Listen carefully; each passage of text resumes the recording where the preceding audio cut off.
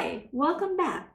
Today's video is all about what I have learned from applying to 33 different jobs this year.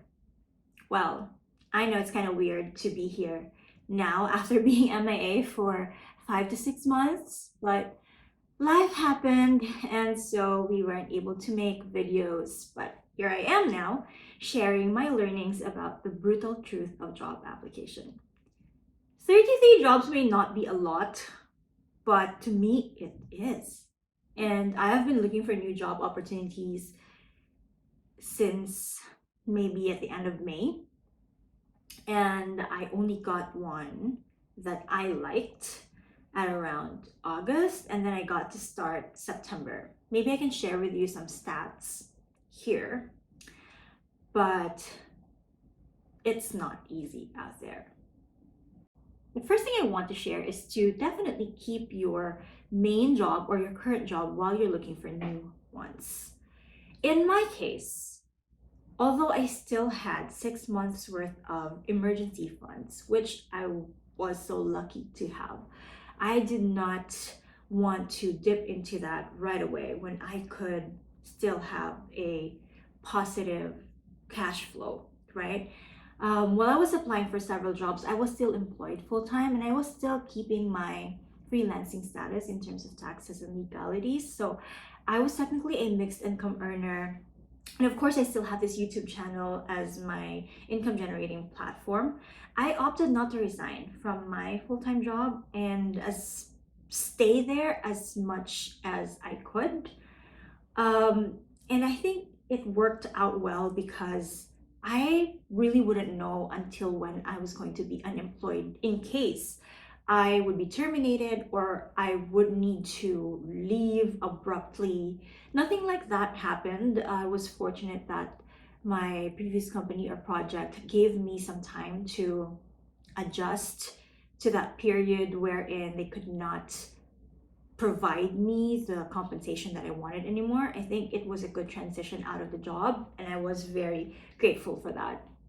So they basically know that I was looking for a new job, and then I think it really helped me not worry too much about where to get my funds from in case I did get terminated. And yeah, so I know that this might also come from a point of privilege, but if you can or if you have a choice, I think it's best not to resign first. I also couldn't blame people who would really decide to resign before looking for a new job. We have different circumstances, and I feel like if you're experiencing certain types of abuse or toxicity in your company or with your client, and you really cannot help it anymore, then I would say it's better to just leave. I always tell myself, I can figure this out, whatever happens. And I hope you'll have that kind of mindset too. Who knows how long you'll be unemployed, right? The second one is decide whether or not you tell your current employer or client that you're looking for new job opportunities.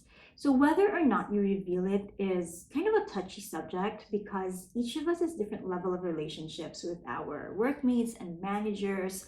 So you might want to think of the possible reactions of your team members, your managers, your workmates. However, you shouldn't feel guilty about leaving or looking for a new job, or you shouldn't be made to feel guilty or be gaslighted because you're looking for a new job or better opportunities outside of the current work that you already have. I do want to say that it is completely legal to look for a new job while you're still currently employed, but there are right or wrong ways to do it, which might warrant a different type of video. But the point is, I hope you'll be sensitive enough not to use company resources, be ethical about it, do the job hunting while you're outside of company time, and remember that you are still employed, so you still need to continue fulfilling your job responsibilities and obligations as an employee or a contractor. I know a lot of people who have been looking for a new job while they are still employed, and they're no longer giving the best that they can in that job. I couldn't blame them because you don't know really what the situation is or what the circumstances are in their office or their workplace.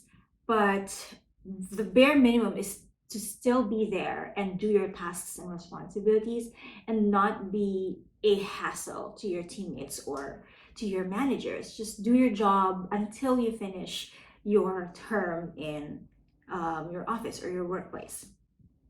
And the third thing I want to share is that I feel like you will know instantly if the job is for you or not.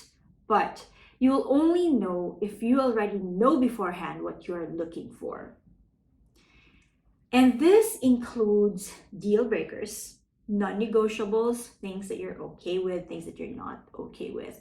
Anyway, the moment you read the job description from the job posting up until you're already deep into the interview phase, at least in my experience, I feel like this is really the job for me. And you also will know in your heart that it is the job for you.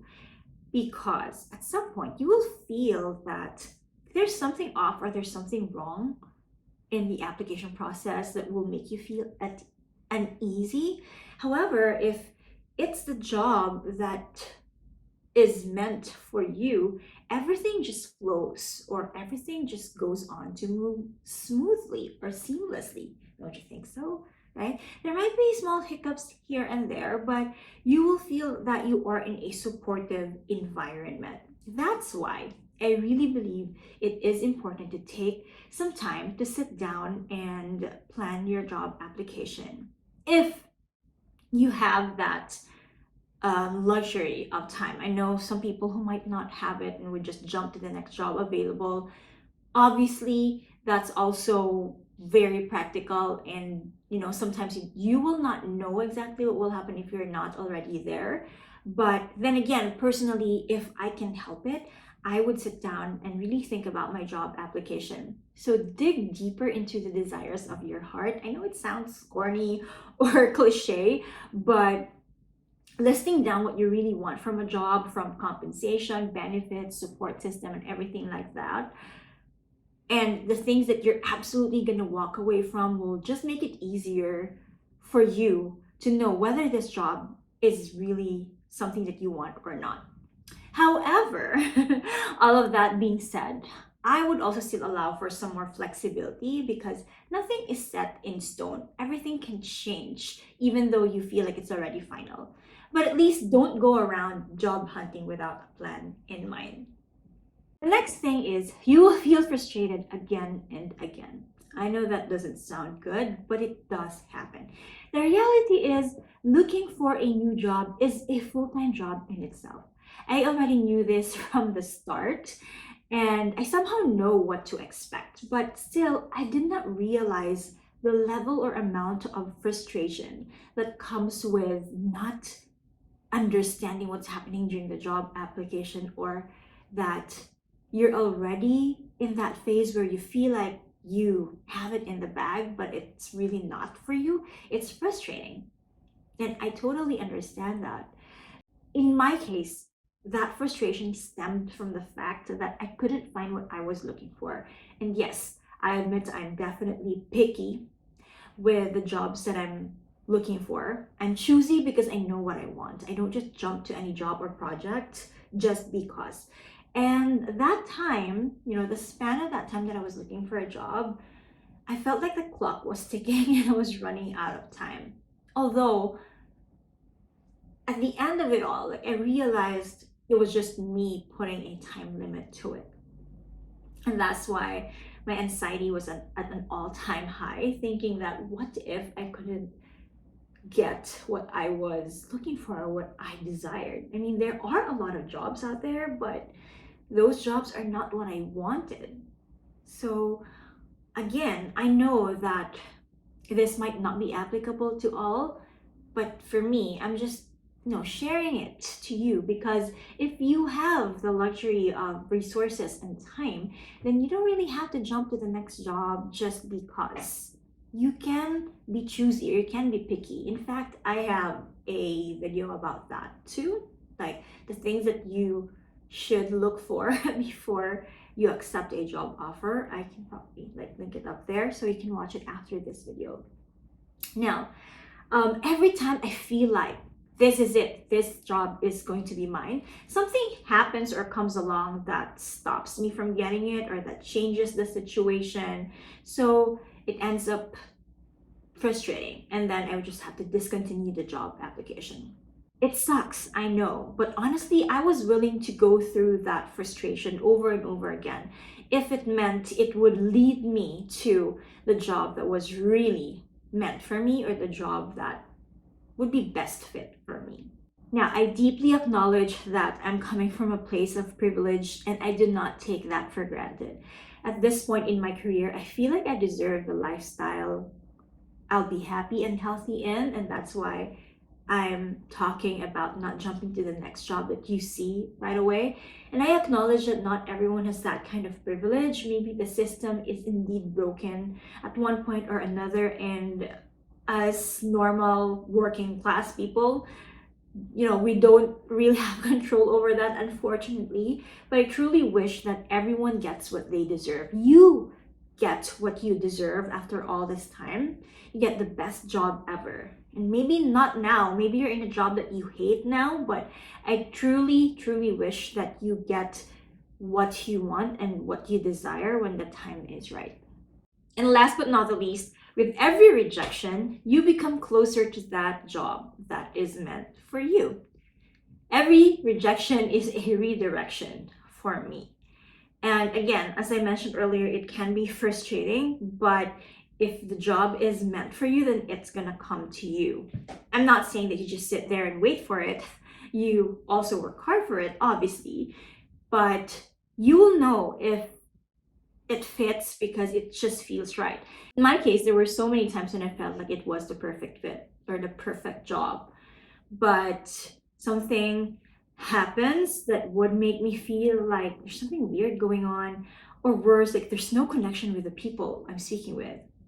I know for some people that doesn't matter, but to me, when I look for a new job or a new project, I will always start looking at the application process and how the company does that. It's not perfect, okay, because of course there are a lot of people handling that, and something can get lost in like the maze of processes that they have. But if I don't feel the connection at all, then I will most likely not continue it. In fact, I almost got one job that I was so happy with. I decided to take the paid test, and I was given great feedback, but they decided to go for someone else. The reason was that that person submitted a slightly better output during the paid test. And although I felt like I exerted effort for that, I was okay with it. Like, I appreciated the explanation that was sent to me via email as to why I was not selected. And I felt it wasn't your usual cookie cutter response. She really explained to me what the differences were. And I appreciated that. I did not feel disappointed for a long time. I felt a little bit disappointed, but after realizing that that job was meant for that person and not for me, it really changed my perspective. And I said to myself, it's game face on. We'll have to look for the next one that is meant for us.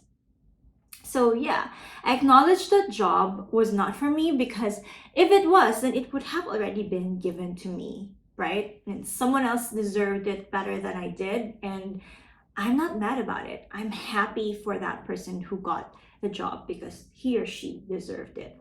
Because of that rejection, little did I know that something better will come along. Something that is aligned to my values, my non-negotiables, in terms of team members, job responsibilities, what I really want to do, work-life balance, and salary. I know that things might change in the future. I can get fired tomorrow if they want. I mean, they can fire me tomorrow if they want. That can happen, although hopefully it's not going to happen, but I'm always hoping for the best and preparing for the worst. So there you have it, 33 job applications in 2 months at the end of May, and I did not even get to start right away. I had to wait about a month or two. I started just this September, but I'm happy where I am. Like what I said earlier, anything can change, anything can happen, and this job is a contract job technically, It's gonna last until next year, probably around the fourth quarter of next year, and I'm not sure if they would want to extend my contract. Hopefully, yes. And if I'm still happy, if they're still happy, then I would be willing to extend it long term if that's something that the universe wants for me. And this whole thing is also one of the reasons I'm MIA from this channel. I really thought I wouldn't be posting videos anymore this year, but I figured, why not? Let's just try it one more time. So I hope you're still following along. And if you do, and if you have questions, please feel free to comment below. Say hi and tell me where you're from, what you're up to right now, and I'll definitely reply. So I'll see you on my next video, and take care.